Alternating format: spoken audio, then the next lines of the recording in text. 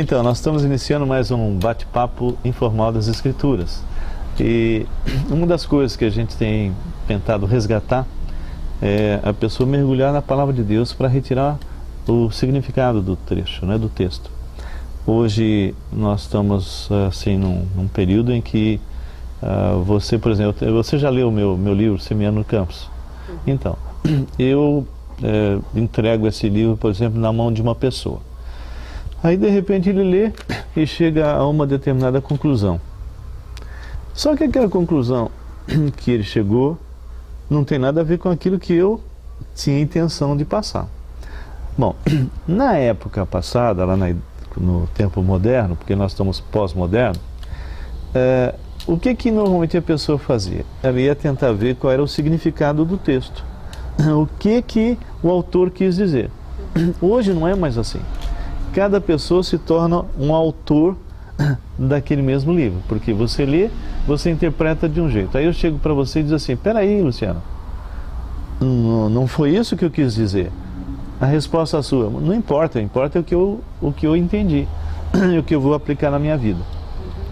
Então isso realmente começa a deixar a própria palavra de Deus assim, não mais como uma base sólida, infalível, uma revelação de Deus para o homem, independente do tempo, ok?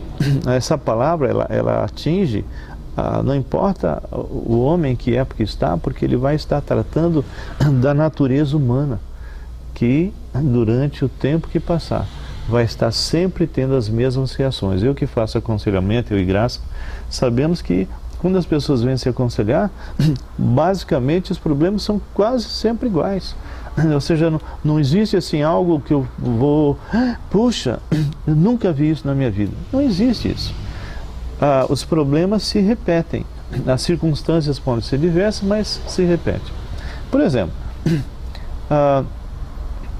quando você chega para uma pessoa que não conhece bem a palavra e vem até de outros grupos, né? E você faz a pergunta assim: quem foi que criou o universo? A resposta normal é: Deus criou o universo. Aí você fala, tudo bem. Só que nosso Deus é Pai, Filho e Espírito Santo. Um só Deus em três pessoas. Não é isso que todo mundo repete? Sim. Muito bem. Mas se eu faço uma segunda pergunta e digo assim: qual das três pessoas criou o universo? Essa é a pergunta que é incrível até no meio evangélico, até em pastores. A resposta, assim, quase que unânime.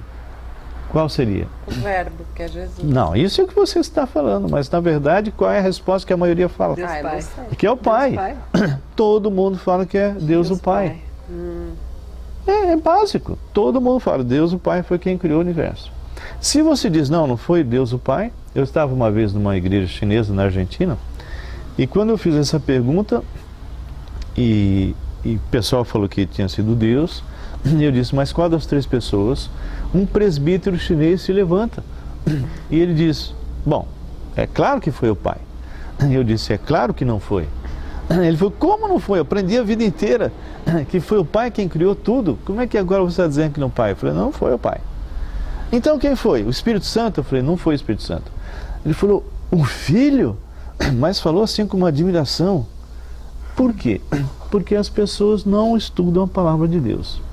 Eu costumo sempre mencionar isso, porque é um texto que poucas pessoas percebem, né? Eu até citei no programa anterior, que lá em Isaías 42:10 fala que Deus desnudou seu braço à vista de todas as nações, né? Então, como que um Deus que é Espírito desnuda o seu braço, ou seja, torna o seu braço visível? Foi quando Jesus se fez homem, quando ele veio ao mundo.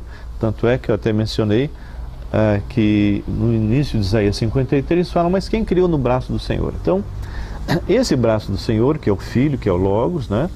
Antes dele se fazer carne, foi ele quem criou todo o universo. E as pessoas não percebem isso. Por exemplo, Em João também fala do sim, verbo. mas isso que você está falando é porque você já estudou. Mas se não tivesse estudado, você não ia falar isso de jeito nenhum, porque a maioria das pessoas vem com o ranço lá de outros grupos, que não importa qual, achando que o filho só passou a existir quando? Através de Maria. Quando nasceu de Maria. A maioria pensa que o filho só passou a existir quando nasceu de Maria. Entendeu? Então, E daí esse a importância ranço, de estudar, né? então, e esse ranço religioso acaba entrando dentro da igreja evangélica. Então, a mesma pessoa que fala que Deus é Pai, Filho e Espírito Santo, então Deus é eterno, é o mesmo que afirma que o filho passou a existir quando nasceu de Maria. Bom, e os que não falam isso, e que até entendem que Jesus é Deus, quando fala que ele foi quem criou, mas como? Então, olha só o que está escrito lá em João, capítulo 1, diz assim: no princípio era o verbo, e o verbo estava com Deus, e o verbo era Deus. A palavra verbo aqui é o logos, né? Ele estava no princípio com Deus. Olha agora que afirmação tremenda. Todas as coisas foram feitas por intermédio dele, e sem ele nada do que foi feito se fez. Então, quando a gente está estudando as Escrituras, é isso que eu gostaria de desafiar você. Cada vez que você lê um versículo, pergunta o que esse versículo está falando para você. O que esse versículo está falando para você? Então, no versículo 1 fala que alguém chamado Verbo, e se você está começando a estudar, você não sabe ainda se é Pai, se é Filho, se é Espírito Santo, mas se você está afirmando que o Verbo é Deus, é um dos três: ou ele é o Pai, ou ele é o Filho, ou é o Espírito Santo. Muito bem. E ele diz mais, que todas as coisas foram feitas por intermédio dele, e sem ele nada do que foi feito se fez. Então esse verbo, que é Deus, foi quem criou todas as coisas. O versículo 4 diz algo tremendo: a vida estava nele. O que diz aí, Graça? Versículo 4. Leia A alto. vida estava nele, e a vida era a luz dos homens. Olha só, a vida estava nele. E a vida, essa vida que estava nele, era a luz dos homens. E o que mais fala aí, Graça? A luz resplandece nas trevas, e as trevas não prevaleceram contra ela. Então está fazendo algumas afirmações. Então a pessoa tem que ir juntando essas informações. Então a primeira informação que Deus, que o Verbo é Deus. Segunda informação, que todas as coisas foram criadas por intermédio dele. E depois que a vida estava nele, que a vida era a luz dos homens. Por exemplo, o versículo 10 diz assim: ele, quem? O Verbo, estava no mundo. O mundo foi feito por intermédio dele, mas o mundo não o conheceu. Olha, então está afirmando que esse Verbo, criador de todas as coisas, cuja vida não é dele, estava no mundo. E o mundo foi feito por intermédio dele. E aí é que vem a palavra: veio para o que era seu, afinal, se ele havia criado, era dele, né? E os seus não receberam. Aí vem aquelas condições para que a pessoa deixe de ser uma criatura e se torne filho de Deus, não é? Mas a todos quantos o receberam. Receberam quem? Esse Verbo. Deu-lhes o poder de serem feitos, não de fazerem-se, serem feitos filhos de Deus. Mas como que a pessoa então se torna filho de Deus, segundo esse versículo? A saber, os que creem no seu nome. Ora, por que crer no nome do Verbo eu vou realmente ser feito filho de Deus? Mas a gente vai ter que ir um pouco mais adiante para saber que verbo é esse, não é? Então ele diz assim, a partir do versículo 12: mas, uma condição, a todos quantos o receberam, deu-lhes o poder de serem feitos filhos de Deus, a saber, os que creem em seu nome, os quais não nasceram do sangue, nem da vontade da carne, nem da vontade do homem, mas de Deus. E o Verbo, que agora todos nós já sabemos, que é Deus. O que mais que você já aprendeu? É o braço do Senhor que É o vai braço do rezar Senhor, mas mas segundo esse Luz, texto, é luz, é vida, não é? Diz lá no versículo 14 o seguinte: e o Verbo se fez carne e habitou entre nós, cheio de graça e verdade, e vimos a sua glória, glória como do unigênito do Pai. Qual das três pessoas entrou no mundo? Filho. Foi o Filho, não foi o Pai, nem o Espírito. Mas algumas pessoas podem dizer: mas puxa vida, será que é isso mesmo? Então, lá em Colossenses, capítulo 1, tem mais luz a respeito desse assunto. Mas se nós examinamos, a gente acaba com qualquer tipo de dúvida, não é? No versículo 13, falando a respeito do Pai, diz que Ele, o Pai, nos libertou do império das trevas e nos transportou para o reino do Filho e do seu amor, no qual, no Filho, temos a redenção e a remissão dos pecados. Então nós estávamos debaixo do império das trevas. Nós estávamos debaixo de duas leis, a lei do pecado e a lei da morte. E quando cremos no Senhor, então nascemos de novo, somos feitos filhos de Deus, nos tornamos santuários do Espírito Santo e mudamos de lei. Romanos capítulo 8, versículo 1 e 2 diz: agora, pois, nenhuma condenação há mais para aqueles que estão em Cristo Jesus, porque a lei do Espírito te livrou da lei do pecado e da morte. E aí ele continua falando a respeito desse Filho, né? Ele, o Filho, o Verbo, é a imagem do Deus invisível, o primogênito de toda a criação, pois nele foram criadas todas as coisas, nos céus, sobre a terra, as visíveis e as invisíveis, sejam tronos, sejam soberanias, quer principados, quer potestade, tudo foi criado por meio dele e para ele. Aí também está explicando. Não é? E mais no versículo 17, o que está escrito no versículo 17? Ele é antes de todas as coisas. Nele, tudo subsiste. Olha só, ele é antes de todas as coisas. Nele tudo subsiste. Ele é a cabeça do corpo da igreja. Ele é o princípio, o primogênito de entre os mortos, para em todas as coisas ter a primazia, porque aprove a Deus que nele residisse toda a plenitude, e que, havendo feito a paz pelo sangue da sua cruz, por meio dele reconciliasse consigo mesmo todas as coisas, quer sobre a terra, quer nos céus. Então antes dele nascer, já era Deus, né? Sim, ele é Deus, né? Agora, para arrematar, Hebreus, capítulo 1, fala nos 3 primeiros versículos. Lê para nós, Lê. Havendo Deus outrora falado muitas vezes e de muitas maneiras aos pais, pelos profetas... Aos pais significa os israelitas, né? Os antigos, né? Nestes últimos dias nos falou pelo Filho, a quem constituiu o herdeiro de todas as coisas, pelo qual também fez o universo. Olha que tremendo. De novo. Pelo qual fez o universo. Agora ele vai falar, no versículo 3, algo assim fantástico. O que diz o versículo 3? Ele, que é o resplendor da glória e a expressão exata do seu ser. Ou seja, Deus o Pai e Deus o Filho são exatamente iguais. Mas o que diz mais a respeito aí no versículo 3? Sustentando todas as coisas pela palavra do seu poder, e depois de ter feito a purificação dos pecados, assentou-se à direita da majestade nas alturas. Muito bem, então veja bem. Depois que nós lemos tudo isso a respeito do Filho, antes dele se tornar Jesus, lembra que nós falamos: mas a todos quantos o receberam, deles o poder de serem feitos filhos de Deus, a saber os que creem no seu nome. Eu tinha falado, por que crer nesse nome a pessoa é salva? Porque esse nome significa que o eu sou que sou se tornou salvação, se tornou Yeshua, Jesus.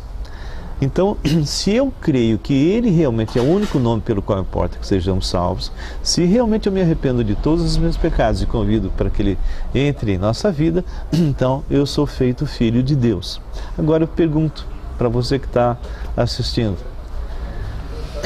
esse Jesus que criou todas as coisas e que sustenta tudo pela palavra do seu poder, será que Ele não é poderoso para te salvar completamente?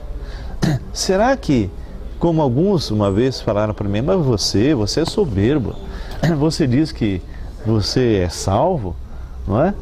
Mas como? Você é soberba. Aí eu pergunto, quem é soberbo? Aquele que olha para a cruz e diz assim: olha, Senhor, apesar de o Senhor ter criado todo o universo, de o Senhor ser Deus, não, o Senhor não foi capaz suficiente de fazer a obra completa. Eu tenho que te dar uma mãozinha fazendo boas obras, fazendo isso, fazendo aquilo, né? Então, quem é mais soberbo? Uma pessoa que fala isso ou uma pessoa que olha para a cruz e diz: Senhor, Tu és o Deus Todo-Poderoso, Tu és o Criador do céu, de todo o universo, de todas as coisas. E por amor a mim o Senhor entra na história e vai para a cruz do Calvário e recebe no Senhor todos os meus pecados. e o Senhor morre a minha morte e ressuscita, e o Senhor me oferece de graça a salvação.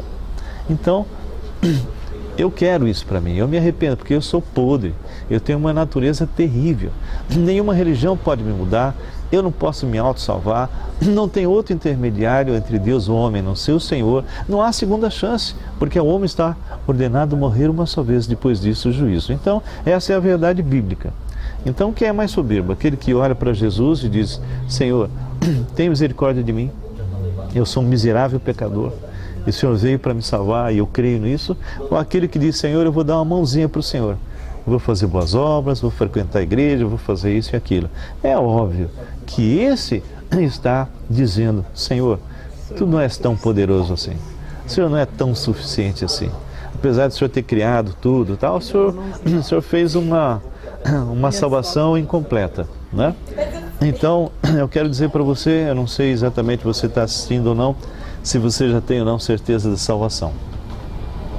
Mas se você já tem a certeza da salvação, transmita isso a outras pessoas. Fale do Evangelho completo, que o Senhor Jesus morreu para te livrar da condenação eterna e que ressuscitou para te declarar justo diante do Pai. Mas se você ainda não tem certeza de salvação, se você ainda está escorando a sua salvação através daquilo que você faz, do lugar que você frequenta, então eu quero te dar uma notícia: você está morto. Você está morto espiritualmente, você está separado de Deus. Mas se você quiser ter vida e ter certeza se ao partir vai estar na presença do Senhor, simplesmente reconheça isso. Diga para Ele, aonde você está: Senhor, eu sou pecador miserável, eu tenho uma natureza podre, decaída, nenhuma religião pode me salvar, nenhum intermediário humano pode fazer nada, eu não posso me auto-resgatar, não há segunda chance, mas eu entendi que Jesus Cristo é Deus, que se fez homem e morreu na cruz no meu lugar e ressuscitou, está vivo, e eu então me arrependo dos meus pecados e convido para que Ele seja o meu Senhor e meu Salvador pessoal. Se fizer isso, não apenas falando de boca, mas crendo de coração, nesse dia você será feito filho de Deus e você terá a vida eterna. E não sou eu que falo, é Jesus que fala. Em verdade vos digo, quem ouve a minha palavra e crê naquele que me enviou, tem a vida eterna. Não entrará em juízo, mas passou da morte para a vida. Que Deus abençoe vocês. Amém?